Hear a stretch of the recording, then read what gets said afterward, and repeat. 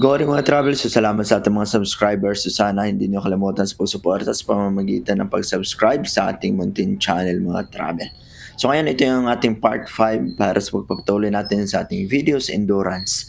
So ginawa natin to mga travel para sa ganun ay kung gusto niyo yung series ng ating endurance ay pwede nyo itong magawa mula part 1 hanggang dun sa huling part. So dito mga travel, tuloy-tuloy yung biyahe natin at ramdam talaga natin yung may iwan tayo lalo na sa naka small mags. Pero okay lang, ito yung daan mga travel ng Baungon papunta ng Kabula kung saan tayo liliko papunta naman ng Talakag. So ito mga travel, may nakasabay ako ditong sniper na 150 version 1 yata to at napakabilis ng kanyang takbo mga travel. Talagang kayang-kaya niya makipagsabayan sa dahilan na siguro kargado tong kanyang motor or sadyang may remap lang to or small CC. So, ganun mga travel, small CC, hindi pala, small mugs. Pasensya po.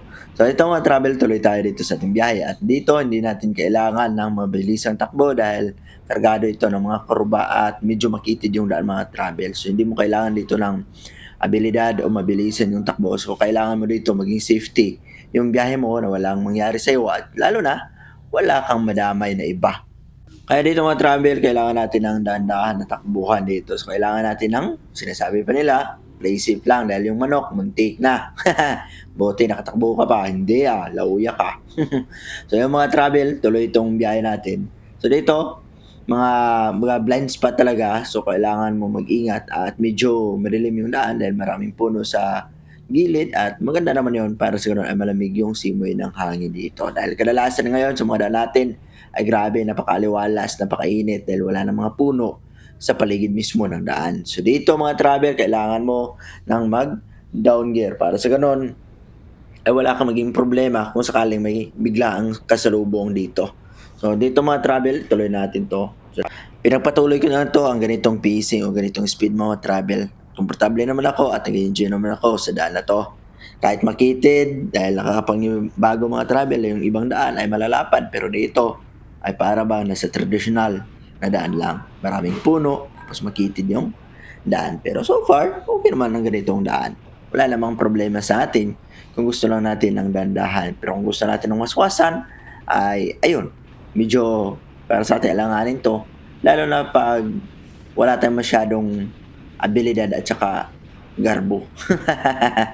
Pasensya na, basta yun na yun. Bisaya yun eh.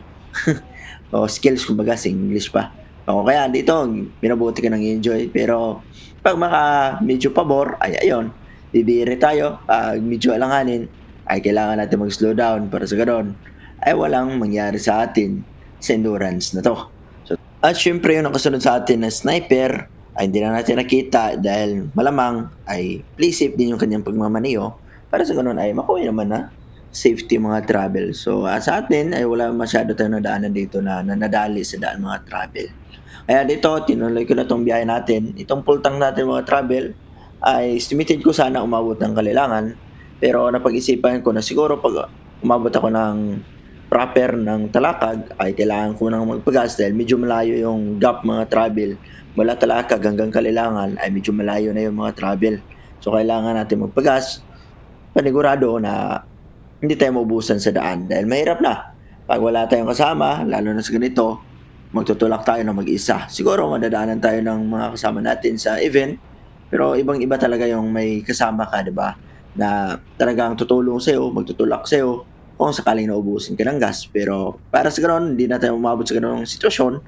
Ayan kayo, mabuti na yung magpagas muna bago ratratan o bago natin diretso ang ating biyahe o itong ating endurance. So dito mga travel, malapit na tayo doon sa bungad ng Kabula na crossing. So dito may quarantinas dito. So kailangan nyo respeto kung kayo ay papasok ng Baungon mula Cagayan de Oro. So dito mga travel, ito naman yung tulay na nung bagyong Sindong ay nalaglag to mga travel. Kumbaga buong tulay yon tinanggal ng baha.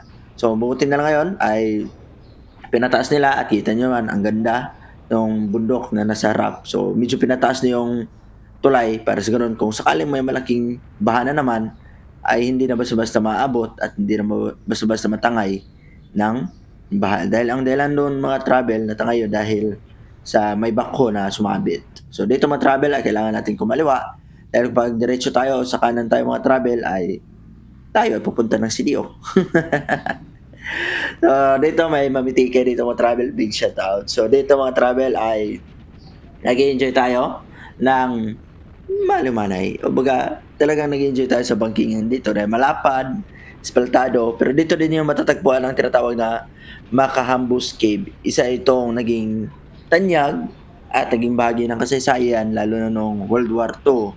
Dahil sinasabi ng mga kanunuan dito sa part na to o dito sa lugar na to ay ito ang naging taguan ng mga Pinoy na kung saan tinitira nila lalo na yung mga dumadaan na kalaban dahil kung papasok ka ng Talakag ay kailangan mong dumaan dito sa daan na 'to. So ito yung part kung saan matatagpuan yung Makahambus Cave mga travel. So yun, basta makikita niyo lang 'yan, papunta kayo ng Talakag mula sa CDO, nasa kaliwang side lang. Buti na lang bukas na ngayon dahil nung mga nakaraang taon ay naka-close yung mga travel. So may jeep na may kargang bangka ba yan? Iwan ko basta ginagamit yan sa river boating ba yun? Ganon. So dito mga travel, matatagpuan din dito sa Lakag yung river boating na napakaganda. Yung sinasabi nilang Ugyaban River ba yun? Papunta ng Cagayan. Napakaganda noon mga travel at talaga mag-enjoy ka sa experience yan dahil grabe yung alon o hindi ba yun alon? Basta yung agos ng tubig ay talaga mag-enjoy ka pag gusto mo ng river boating. So dito yung magsisimula sa Ugyaban River o Ugyaban Bridge tapos pupunta doon sa Maasin Bridge. Doon ang magiging daungan ninyo pagkatapos ng river boating. So dito mga travel, tuloy natin itong ating endurance. So kunting trivia lang yon. At kung dumang kayo dito mga travel, talaga mag-enjoy kayo sa daan ng papunta ng Talakay dahil napakasuwabe, napakalapad, espaltado, at ito yung kagandahan ng endurance mga travel. Makikita ninyo yung daan. O dito mga travel, may nangyari dito, may na-aksidente. Pero hindi yung kasali sa, o hindi participants ng event ng endurance. Bali yun ay magkakagrupo lang. Tapos nabalitaan ko ng mga travel ay talagang nawala siya. Baga, namatay talaga mga travel. So, condolence sa kaya yung mga travel, so kung pupunta kayo dito, walang panghihinayang dahil napakaswabe, napaka-smooth ng daan mula sa CDO papunta ng Talakag proper. So kailangan nyo pala rin mag-ingat mga travel para sa ganun ay maging safety yung pagbiyahe ninyo dito. So dito mga travel, habang nag-enjoy tayo, ay hindi natin nakalain na yung kasabayan natin kanina ay dumaan na sa ating gilid mga travel. Ayun, yung sniper. So dito, expected na yan. Dahil straight, napakaganda ng daan, malapad, ay talagang tatagusin tayo nito. Pero walang problema yung mga travel. Since ang gusto natin ngayon ay i-promote itong daan ng Bukidnon. Dahil marami tayong mga kaibigan na minsan pupunta dito tila naliligaw. Pero kung makita niyo itong video na to, alam niyo na kung saan ka dadaan, saan yung gusto niyong puntahan, at ano ang magiging senaryo ng mga daanan dito mga travel. Dahil sa atin, tayo mga motorista, lalo na sa mga turista, ay talagang kailangan natin malaman ang sitwasyon ng daan. Lalo na pag tayo nagmamotor, lalo na pag naka-lower yung mga sit-up ng mga motor, sasakyan, o iba pa, ay gusto natin, syempre, yung komportabling daan. Para sa ganun, ay walang problema kung sakaling tayo ay mamasyal. So dito mga travel, ay tiragusan na naman tayo ng rider. Pero hindi tayo papayag na may iwan tayo mga travel. So kailangan na natin sumabay dito. So kailangan natin bilis-bilisan pero expected na yan, hindi tayo tatagos. At hindi din tayo masyadong makalapit sa kanila. Dahil yung kanilang motor ay iba na sa ating motor. Dahil ito ang atin ay full stock lang to mga travel. Walang anong binago. So tinuloy na lang natin to. Ang kailangan na natin ay hindi masyado tayong maiwan hanggang doon sa photops ng Eagle Monument sa Talakag naman yon. Para maging ebidensya na tayo ay nakarating at nakadaan sa tamang daanan at hindi tayo sumurkat. Dahil kung gagawin natin yung shortcut mga travel, ay pwede naman yon. Pero magiging daya naman yung event, di ba? So baka sabihin nila nakatapuan ka ng ganun pero may shortcut kang ginawa. O di ba? So wag naman ganun. Kailangan natin makipagsabayan sa kung ano ang dapat nating daanan ay doon tayo sasabay.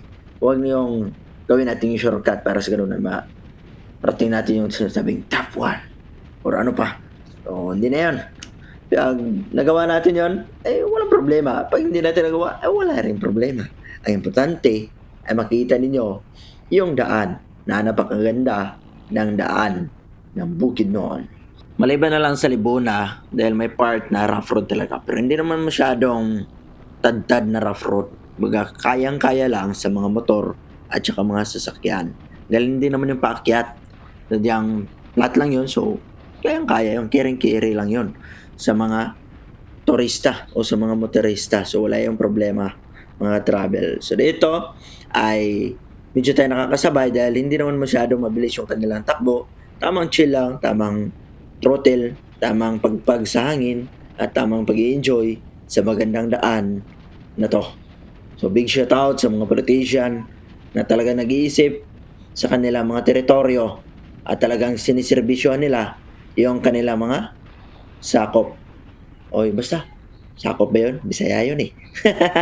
Basta yung mga nakatira, yung mga tao na nakatira sa lugar na 'yan. Talagang pinapakita nila na yung kanilang boto ay hindi sayang dahil naging maayos na yung pamumuno at binigay yung mga kailangan ng mga kaniyang kabarangay o yung mga kasakupan o basta yung baga ano 'yun, basta yung mga kasama niya sa lugar. Pasensya na Bisaya, eh. Hindi tayo basta hindi tayo marunong masyadong mag-Tagalog, gano'n na 'yun basta. So yung mga travel tuloy natin 'tong kuwento natin. So dito ay talagang sinasabayan ko lang yung pacing ng mga naka-reader at saka yung naka-sniper na small mugs. Ni-enjoy ko na lang yung daan. So dito naman kailangan natin mag-slow down dahil maraming tao at marami ding gumagamit ng daan at marami ding crossing dito. So kailangan natin dahan-dahan. Pero dito sa part na 'to ay medyo okay na 'to mga traveler. Alam ko na yung daan na 'to. So dito puwede na tayo magbilis ng konti, konti lang, 'wag masyado dahil pakurba na 'to dito mga travel. So tinuloy ko na 'tong bakbakan na 'to, ay hindi naman bakbakan, kumbaga chill ride gano'n lang. So dito, chill ride na 'to at maganda na yung daan mga travel, walang masyadong sira, pero may bulkit lang gano'n, parang gulong, binubulkit lang yung mga sira. Iwan ko ba. So dito may nakasabayan kaming magkagrupo 'to, siguro may pupuntahan 'to sila, may long ride 'to sila at buti na lang may respeto din sila sa atin na iniisip nila siyempre nasa event tayo ng endurance at nagbibigay naman sila ng daan. So, okey na 'yun, walang problema dahil hindi naman tayo madalas tayo dumaan dito. So, kami ay laking nagpasalamat sa kanila at yung lugar naman, yung daan ay wala namang problema, walang kasalubong. So, siyempre grab na natin yung chance na tayo ang pinapauuna. So, big shoutout sa kanila. So, sana mag-ingat kayo sa inyong rides at makarating kayo doon sa paroroonan ninyo na safety at siyempre makauwi na nag-enjoy at safety rin mismo. So, sana magkita-kita tayo. Kung sakali makita niyo itong video na 'to, so sana naman hindi niyo kakalimutan sa pag-subscribe, pagsuporta lang ating munting channel.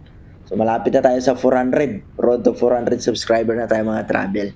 At malapit na din yung watch hour natin marating yung 3,000 para sa short video. So, dito sa part naman 'to, mga travel, ay maganda na yung daan ulit.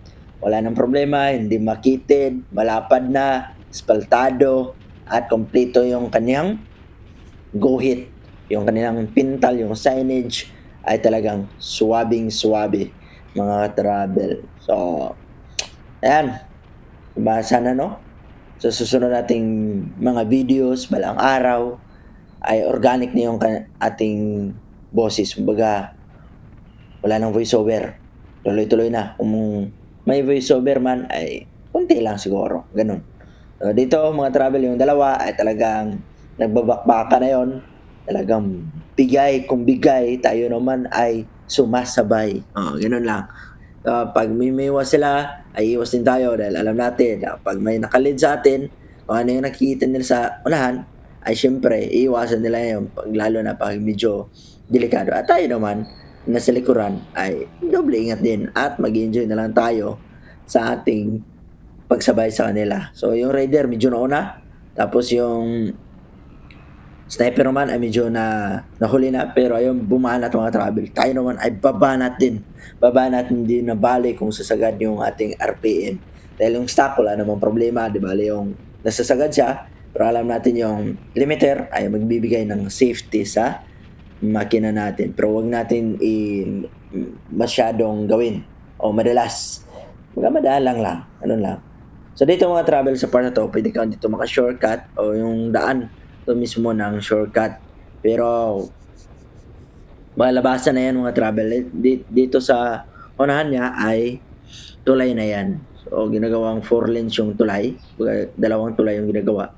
Yung isa bali, ginagawa, yung isa tapos na. Pero dito pronto sa aksidente. At yun ang mga starting point sa river boating mga travel kung gusto niyo mag river boating. Na mula Ugyaban Bridge papunta ng Maasin Bridge. O mag-enjoy kayo doon. Promise. Iwan ko lang kung magkano yung entrance, ano yung pamamaraan nila. So, siguro search nyo na lang yun sa Facebook dahil may mga Facebook page naman yan. At makikita ninyo yung kanilang mga instruction, yung kanilang mga offer, yung mga promos, at iba pa. Para ma-aware kayo kung ano yung gagawin ninyo doon sa river boating. So, dito mga travel ay talagang napag-iwanan na tayo noong dalawa dahil medyo na nag-slow down yung adrenaline ko bumaba na dahil medyo ramdam ko na yung gutom dahil wala pa akong tanghalian ay baga yun yung breakfast mga travel wala pa hindi pa ako nakakakain ng agahan kaya ramdam ko na yung pagod, gutom, uhaw dahil bawat hinto natin wala tayong tubig, walang snack so yun, wala sa Bisaya pa, laspag. Lubat mga travel dahil walang pagkain. So, kailangan natin kumain doon sa proper na talakag. Hahanap tayo ng kainan at doon natin tatapusin yung ating part 5. So, ngayon mga travel, nakarating na tayo dito sa Eagle Monument ng Talakag. So, photo-ops tayo dito. So, muntik pa tayo masagasaan dahil umatras yung raider. At ayun, dumiretso na sila. At tayo naman photo-ops tayo dito. Tapos, may humingi dito ng sticker mga travel. So, big shout out sa kanila. Dahil salamat sa inyong paghingi at salamat din sa inyong pag-subscribe. So, kita-kits, balang araw. So, ayan, big shout out sa inyo mga bro. So, sana makita pa tayo muli. At sana sa panahon na yon ay syempre may bigay tayo kahit konti, di ba? Pang snacks ganun, okay na yun. Siguro sa kanila. So ayan, tuloy natin tong ating endurance part 5. Tila ba nauubusan na akong sinasabi Wala na akong masabi sa voiceover na to. Hindi tulad nung organic, di ba? Nung organic, lahat ng sinasabi mo ay yun, cut. Tapos, yun, upload na lahat. Wala na. Ay, nako. So, sana nyo kalimutan sa pag-subscribe. Nakakapagod talaga mag-voiceover, ano? So, may part 6 pa tayo para sa ating endurance at doon na matatapos. Pero yun ang part na yun na maraming exciting part. Dahil yung pa-kiso natin na ruta ay tila ba nag-corrupt yung ating memory card. So sana ma-retrieve natin yun dahil maganda yung nangyari din doon. Maganda yung pangyayari. Pero gagawin natin yung last episode na lang yun. Mula Kibawe papunta ng Quezon tapos punta ng finish line. So, nandito yung mga nakasabayan ko kanina na naglo-long ride. At may nakasabayan tayo dito na reader na gusto niya sumabay. Pero, siyempre, hindi niya pwede unahan yung nakaklik naman. So, dahil siya yung lead pack nila, so kailangan niya respetuhin yung kanilang lead pack. So, kahit kaya tayo niyang tagusin, yung lead pack niya ang dapat niya respetuhin. So, tayo naman, wala na tayong lead pack, wala na tayong kasama. So, tinuloy na natin ating bakbakan. So, dito, yung landing naman na barangay, yung part ng Talakag. So, malapan na yung daan nila dito mga travel. Hindi tulad nung high school pa lang ako dito. Pakitid yun. At kahit naglalakad ka lang sa gilid, ay tila ba para kang nasasagasaan. Pero ngayon, malapad na siya. Hindi na siya katulad ng dati. So, buti na lang, ganito yung kanilang ginawa. At, ayun, medyo malapad na talaga. At dito mga travel, kailangan natin na gas ulit. Yung napagas natin dito mga travel ay nasa 65 pesos lang. So, hindi masyadong malaki yung nakonsumo natin mula Baungon papunta ng Talakag. So, dito kailangan mo natin itong ayusin dahil bumuka mga travel, baka maging pakpak ito. So, buti na lang na okay naman yung lahat. Pagkatapos natin magpagas mga travel dito sa Petron, ay lilipat na tayo or baga pupunta na tayo do'n sa kainan dahil 'yun, nagugutom na ako. Wala ng wala ng power, ubos na yung gas ng katawan ko. So ito na yung pinakasentro ng Talakag Municipality mga drivers. Ito yung plaza sa kaliwa, tapos huwag kang dumiretso dahil ibang ruta yung pupuntahan mo, so kailangan mong kumanan lang. At dito, buti na lang may marshal din. So dito mga travel, kailangan mo ng mag-slow down. Dahil ito yung pinakamakitid na part. Dahil maraming gumagamit dito, crossing to, naging cross, tapos yun, medyo makitid din. Kaya kailangan mong dubli ingat. Pero sa ganun ay walang maging aberya sa biyahe mo dito. So medyo na makitid. So mararamdaman mo yung bagong daan doon na sa unahan. So yun lang muna. Abangan yung part 6. Bye bye, Red Tips.